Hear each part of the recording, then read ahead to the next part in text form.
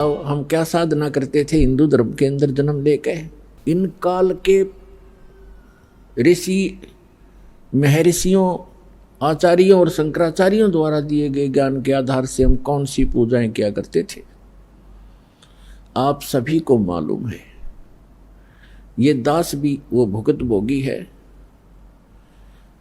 कुछ तो देखम देखा, कुछ परंपरागत साधनाएं और कुछ किसी सिर फिरे संत ऋषि की ज्ञान विचार सुनकर, पुस्तक पढ़कर या किसी भाई साथी बहन सहेली से सुनकर हम वही क्रियाएं करने लग जाते थे। कोई गोवर्धन की फेरी के लिए कहता, हम वहां भी चले जाते। कोई अमरनाथ के दर्शन के लिए प्रेरित करता, हम तैयार हो जाते क्योंकि हमें भगवान की आवश्यकता थी। और कोई पंथ केदार के लिए प्रेरित करता, उन 500 केदारों के भी दर्शन के लिए जाते। कोई पशुपतिनाथ के लिए कहता, हम नेपाल भी जाते। कोई सोमवार का व्रत बताता तो हम वो भी करते। कोई मंगलवार के लिए प्रेरित करता, हम मंगलवार का व्रत भी प्रारंभ कर देते। पुण्यात्माओं, हमें अध्यात्म ज्ञान नहीं था, ये लोक वेद था। तो परमेश्वर ने स्वयं आकर के एक संत भक्त, और परमेश्वर तो वो थे ही, और एक सतगुरु, इन सब की भूमिका की। जब आदरणीय स्वामी रामानंद जी परमात्मा को देखा सतलोक के अंदर, और फिर वापस देखा वहीं आपके अपने सामने बैठे उस बालक रूप में, तब कहा था, दोहू ठौर है एक तू, बया एक से दो, और गरीब दास हम कारणे तुम आए हो मगदो। तुम साहिब तुम संत हो, और तुम सतगुर तुम हंस, गरीब दास तेरे रूप बिना और न दूजा अंश। बोलत रामानंद जी सुनो कबीर करतार, गरीब दास सब रूप के तुम ही सृजनहार। मैं भक्त मुक्त भया, और भरम कर्म कियो नाश, गरीब दास निज ब्रह्म तुम, मुझे हो गया दृढ़ विश्वास। तो परमात्मा के विषय में कहा स्वामी जी ने, स्वामी रामानंद जी ने, कि तुम साहिब माने परमात्मा। जैसे आपको डेफिनेशन ऑफ गॉड सुनाई थी प्रथम दिन। तुम साहिब माने परमात्मा, सर्वश्रेष्ठ प्रभु।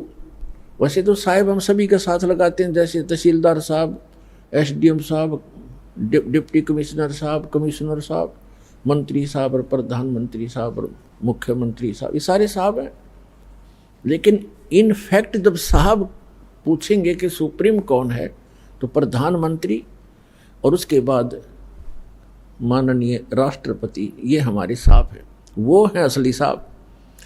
तो इसी प्रकार ये अन्य देव जो हैं, श्री ब्रह्मा, श्री विष्णु, श्री शिव जी, ये एक विभाग के मंत्री एक ब्रह्मांड के अंदर ओनली।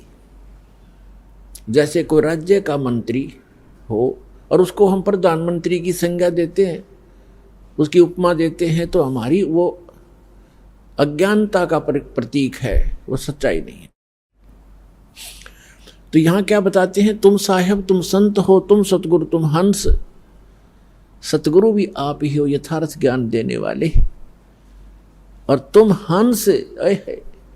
एक भक्त का रोल, यानी एक भक्त ने कैसे रहना चाहिए, कैसी उसकी दिनचर्या हो, कैसा व्यवहार हो, कैसे उसका आचरण हो, कैसी बोली हो, और कैसे वो रह रहा हो, कैसे निर्वाह करता हो, उसके लिए परमात्मा कहते हैं, राज्य क्रमता राम की, रजा धरे जो शीस, दास गरीब दरस परस दिन बैठे जगदीश।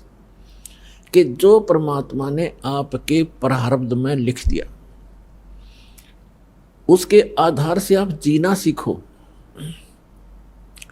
प्रारब्ध का मतलब है कि जैसे आप जी को कोई अच्छे घर में, अच्छा घर हम मानते हैं जिसका घना धन हो, कोई अच्छी पोस्ट हो उसकी, ठीक है, आपके संस्कारवश आपका कहीं ऐसा जन्म है, तो ये ना भूलना चाहिए कि आप चाहे कितने धनी व्यक्ति या कितने ही मंत्री प्रधानमंत्री के घर जन्म आपका, आपको उतना ही स्थान चाहिएगा सोने और घूमने फिरने और क्रिया करने के लिए, जितना एक निर्धन जहां गुजारा कर रहा है।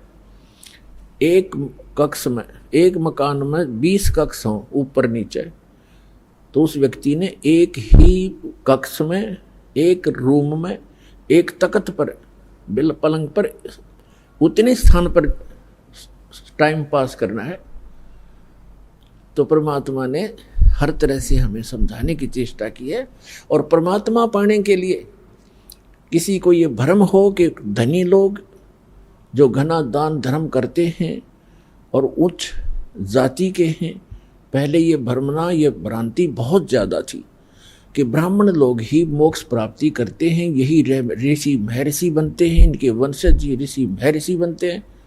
तो परमात्मा ने ये सारी फड़क निकाली थी, ये सारी भ्रांतियां निवारण करने के लिए एक गरीब दुल्हाए की भूमिका की थी कि परमात्मा के भक्त को घड़ी जरूर आवश्यकता नहीं होती, और जब आवश्यकता होती है तो परमात्मा से कुछ छुपा नहीं, उसको सब पता होता है।